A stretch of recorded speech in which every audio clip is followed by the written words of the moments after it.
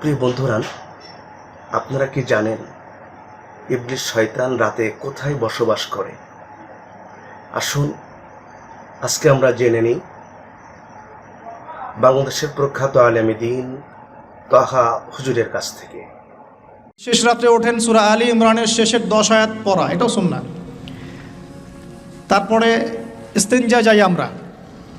ইস্তেঞ্জায় গিয়ে আগে 2 হাত কবজি পর্যন্ত ধুয়ে ফেলতে হয়, নাকে 3 বার পানি দিতে হয়, কারণ শয়তান নাকের ভিতর রাত কাটায়। এটা আমরা দেখতে পারি না। শয়তান এবং জিন শয়তান অনেক কিছু করে আমাদের সাথে।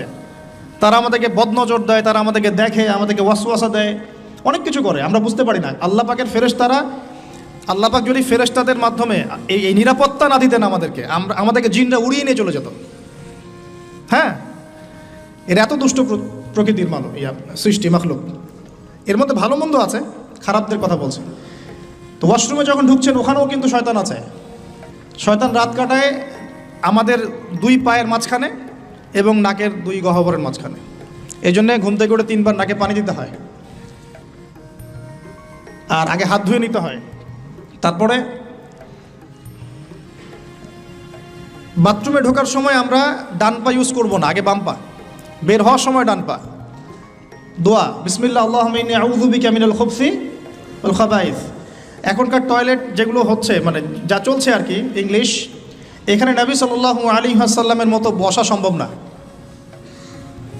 আমি আপনাদেরকে 100% গ্যারান্টি দিয়ে বলছি, এটা আমার ইস্তেহার, কেউ আমার সাথে একমত হতে পারে, নাও হতে পারে। ইয়াজুজ আর মাজুজের যত খাসলত আছে না, চরিত্র, এই সব চরিত্র পশ্চিমা বিশ্বের মধ্যে আছে। এটা আমার ফাইনাল স্টেটমেন্ট। ইয়াজুজ আর মাজুজের চরিত্র, আমি বলিনি যে এরাই তারা, তা বলি নাই, বলেছি এদের ইয়াজুজ মাজুজের যে চরিত্রটা, এই পুরোটাই পশ্চিমাদের মধ্যে আছে।